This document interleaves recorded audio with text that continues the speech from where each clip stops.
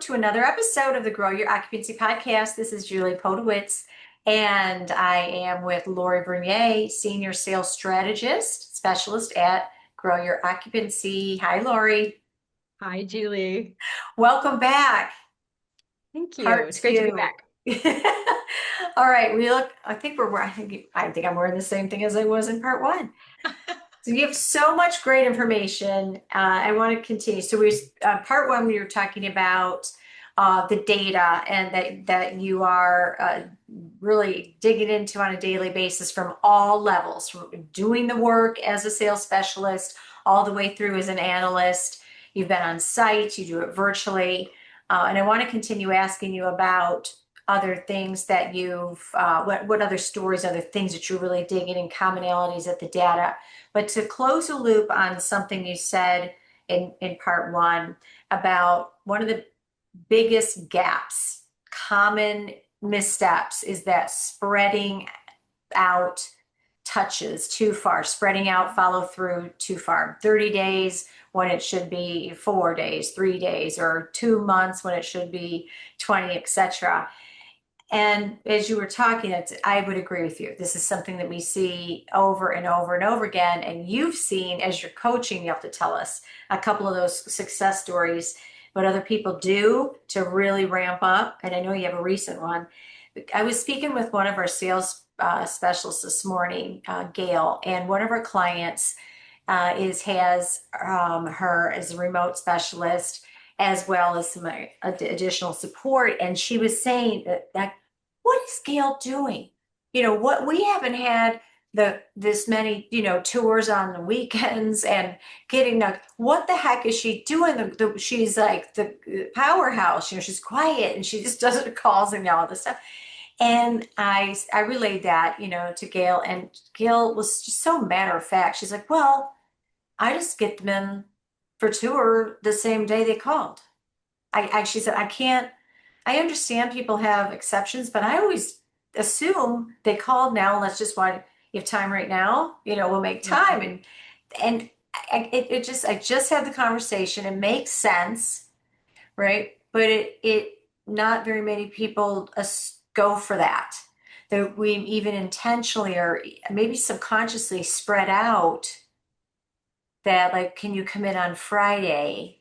And she was like, well, I just get him in that day. So it's like, Mhm. well, bing, and then guess what? Mhm. Tours increase because, to your point, they were hot I now. think I think that we many times underestimate. They don't call us and say, I'm ready to come in and tour right now, but they are looking. So why not invite them in? You have to ask in order to get Yeah. them in, right? And I think sales directors many times don't ask because they just assume, or they're thinking, well, they're just not ready. They're not ready to buy yet. Well, you still need to bring them into tour. They need to see the community.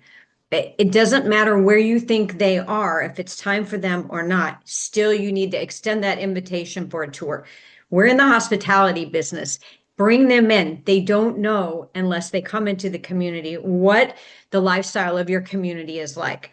And the more invites that you extend, the more tours you're going to have. Now, obviously, you want to pre-qualify to a certain degree, Right. but you have to ask in order to get the tours. So invite them into tour when they're Yeah. calling, even if they say they have a sister who lives in Texas that's going to help make that decision. You don't have to wait for that sister to be here. Go ahead and Yeah. invite them into tour.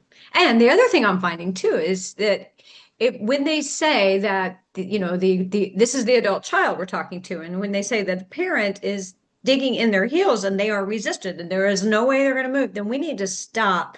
We need to focus specifically on this adult child and getting them to come in and tour. But make sure we tell them why we want them to tour. We want them to tour because we want them to see if they think that we're a good fit. So we're not trying to close them on closing their parent at that point. We want them to come in to see if they think we're a good fit rather than trying to bring them both in. that's too big of a hurdle. Right now, if they have already said the parent Yeah. is resistant, then focus on that adult child and get them. It's Mm-hmm. easier for them, and then we can give them permission to Mm-hmm. move forward Mm-hmm. to encourage their It's parent like because really, sometimes they want permission from us. yeah, yeah. It's like stay in the moment. Don't jump ahead Yes. in your own head. How many Yes. times have you had a conversation, a fake one, in your own head with someone else? It's Right. usually Talk yourself out of it. or you talk yourself into being really irritated with that person because you've had this fake, well, then they're going to say this. And then what am I going to say if they say this, Mhm. right? Mhm. And then in And then our you own don't pick up the head, it phone. happened and It's we're like upset, forget. right? So it's like Yes. I kind of laugh about it. That never even happened, and now I'm irritated. So I Mhm. think we do that type of thing where we're making these assumptions. Well, they wouldn't want that, so I'm not going to ask that, and then we're instead of staying right in the moment. It sounds so Mhm. simple, and Mhm. it is, But we but it do takes that. practice. It takes practice not to jump in our head all these Don't jump steps to solve. or jump Hmm. to solve. Oh boy, that's another one.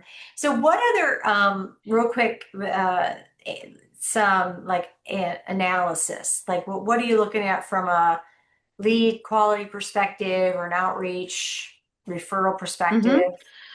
I have found that it is important to share with the teams the leads by refers and move-ins by refers. That's something important that I don't think might be talked about enough to get a good view of where the leads are coming from, not only the leads, but where the move-ins are coming from. I've done that recently with my teams, looking at the year 2025, Yeah, so that my sales directors, have a good foundation, something to compare to, yeah. and they really like diving into that information as well. And that is, face to face with refers. That is part of the selling zone where we encourage people to spend 85% of their time. Um, so that data is important also. Yeah, it absolutely is. I mean, if you don't know the results, oftentimes well, a lot of times it's just skipped outreach. And then if it Hmm. is done It or there is. is a plan, it's how many of this, how many meetings, how many phone calls. Sure, that gives some structure, but that's oftentimes if it's even done where it stops. And that's just thinking of like, I mean, if your mirror is inside sales, it would be like us not counting move-ins. Be like, well, of course you count Right. move-ins. Well, why aren't we looking at the result of these efforts by, counting the outcome, Exactly. whatever way that we Hmm. or measure, I should say, measure the outcome. So your uh tell us a little, you've had a couple of real success stories lately, and of course it's always the efforts. I mean, it's a team effort, but really the decisions people make, right? The people Hmm. make, the balls they catch and move forward with. Can you share a couple of examples and of the success, but really the purposes of, so what did they do? Or what changes or what tweaks that really makes a difference? Sure. Yeah. I have a new operator that I've been working with this year, looking at 15 move-ins projected by the end of February for just 2 months. And this is an awesome sales director who has been with this community for over 3 years. And they were needing to overcome their move-outs. So I started coaching with this sales director, and it was a matter of just being able to tweak some things that he was doing. And he really leaned in and listened and applied the things that we talked about. And like I said, we're looking at 15 move-ins And if I for could January say and to give February. that 85 to 95% 80% occupancy is okay, what so we're doing. 15, Sorry, I had to get that in there. well, and I'm thinking they didn't have 15 all last year, almost. Or is that not About true? That, for a yeah. year. About. Yep, Hmm. yeah. So they had This they had is. as many move-ins in January and February this year, or by the end of the month, than they had all last year. Mhm, mhm. So not, same So. salesperson, nice Mhm, nice person. There, mhm. and you said they needed to keep with the move outs, but it was not it. because it was the kind of a just sort of the two move-ins and Averaging one or three. two a month. Right, Hmm. and you can't get any if you're doing so specifically in this person's Hmm. case, doing the work to get the two and the three, still the same nice person, same leadership. What shame, but what because so the I can decision tell was you made what up here. changed. Yeah, let's Hmm. tell us Hmm. what they're doing differently. So we really did a deep dive into the sales process. The one thing was his mindset. He wanted to achieve these goals that we set. He leaned in instead of taking the information and just going ahead and doing things the same way that were no longer working. He leaned in and really engaged. The discovery was an area that we worked on, including slow down to speed up and document. He says he still hears my words. I hear your words. Slow down to speed up. Slow down. Be quiet. I said, I don't think I really said be quiet, but he did talk a Yeah, lot, and I it was can't imagine you said, nervously. but that's what he heard. Slow. It's interesting how your voice Yeah, changes in someone else's head. right. It's quite, very stern. So He's so so on the excited. discovery, doing So more, excited. doing a better and a more, and slowing Talk down, meaning like, but less. taking the time, Like, not quit your voice. talking. Like, listen, ask questions. Tell me more. Tell me more about that. Okay. Instead of selling, it was a matter of, let me tell you about our community. He has so much passion for his community, which I think is a prerequisite. That is so important. Um, he, but he did a lot of talking and wasn't able to build the rapport with the prospect by taking the time and just asking questions. So it's stop talking as much and listening more, even though you're so excited about your product.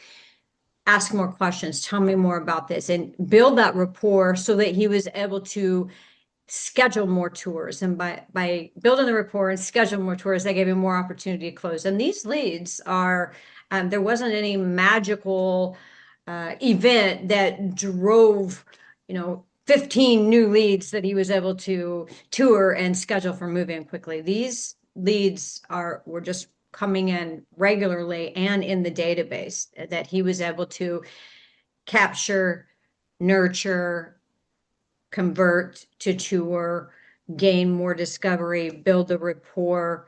They're looking at actually, I think at the end of February, they will have two more rent ready units that they will be able to fill, and That's then it'll be a fantastic. wait list. So That's it that is a has to great be success story for validating. him. So much a great success story. It sounds so simple and easy, doesn't it? And I don't know if anyone would disagree with anything you said just now, like, oh, that sounds like a terrible idea.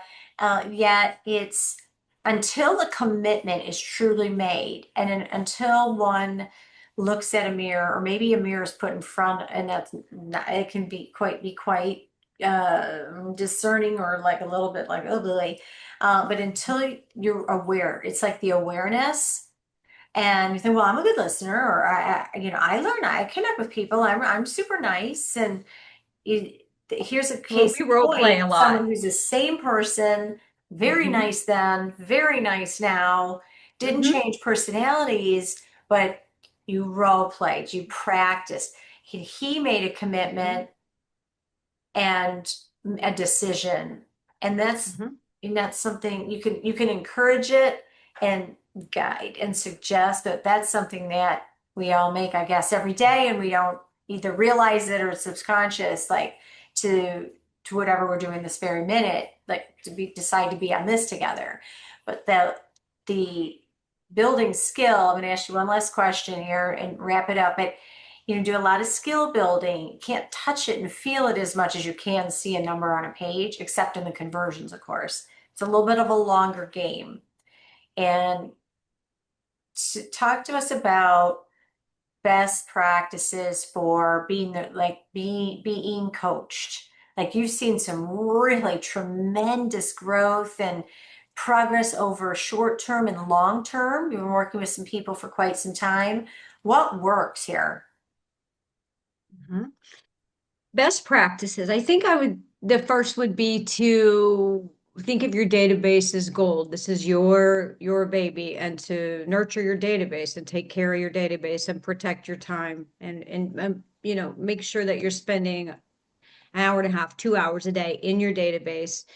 Uh, that I think is very important, that and staying in the selling zone. It's so easy to drift out of the selling zone. And I'm asked frequently, well, what's the selling zone? Well, the selling zone is anything tour related, pre-tour planning, post-tour follow-up, tours, anything tours, phone calls, and your home visits, which are very underutilized. But then also the face-to-face time with your refers. I would Those agree. those Yeah. things need to stay. So that's your Income, like protected time. revenue And generating activity, in other words. Yeah. that that has to be like uh, that has to remain your focus. And you have to be able to say, I'm sorry, I can't help you with that today, but I might be able to help you with that at another time. Right now, I have to work on my database. So you're in charge of your own time most of the time. And if you aren't, then I think it's something, a conversation you can have with your executive director. One last thing about the community that we were just talking about. I do need to add this. He did make the comment to me the other day, and I thought this was very important. And he did say, I wouldn't be able to do this without the support from my executive director and director of nursing. And I thought, his enthusiasm and passion that he has for the community, coupled with the support he has in the community, that plays a part also. And without the support from your leadership team and your director of nursing, um, it could be more challenging. So I just want to say, those things are important too, to have. Those are ingredients that are needed for a great recipe here. I would assume, Uh, yeah, just saying, oh, I'm so we magically tend to doing better overlook that discovery sometimes. isn't gonna, you have to have a team effort to get these moving. Mhm. You can do better job discovery, you can do better job tours, closing, but which you do, not to minimize that, but that team effort and that leadership is everything. It, it Yeah, is very helpful. So, yeah, uh, yeah. but back to the things, I think, protecting your time and looking at your database as your most valuable asset. Um, Always closing to the next step. When you get off the phone or get finished with the tour, know what your next step is. And if you don't, reach out and talk to a professional about, what are some ideas of next steps? Because if you don't close with the next step, you're leaving that prospect without guidance. Someone else is going to guide Mhm. them for you. So And I that's think something that you practice a lot, I would assume, on role we play, do role play. practice that a Yeah, lot. hmm yeah. Yes. So, and then the other thing is just really, and this is something I had to practice a while back too. It's less talking and more listening. Less talking. Tell me more. Tell me more about that. You just want to lead with curiosity and continue asking questions. As much as we want to say, yes, well, we have this and we have this and we have a heated pool. We have this. We have 3 meals a day. Everybody has 3 meals a day, Um, while it's important there's a time and a place to present services Mhm. and amenities. It's more important to listen and build that rapport. And it's just vital. And I see that area of opportunity frequently. Hmm. So That people don't always remember what you said, but they remember how you feel, how you made them feel, that's right? so true. Yes, hmm yeah, it is. I wish I had said that. Did not. Lori, thank you so much for doing 2 episodes of the Grow Your Occupancy podcast. To close it out, one last question. If a sales director, a sales counselor, moving coordinator could do one thing, I mean, maybe like what are your top three? Maybe we could pick. What advice, simple advice, would you give salespeople? Well, I think I just said it. It would be the top would be to talk less and listen more. Okay, talk less, I listen really do. more. hmm Okay. And I think closing to the next step is definitely, and then find a way to continue nurturing your prospects. Too many times they're in the database and they've been sitting there. It says follow up in 6 months. Well, do you know what can happen in 6 months or I'm three not months or laughing. 2 months?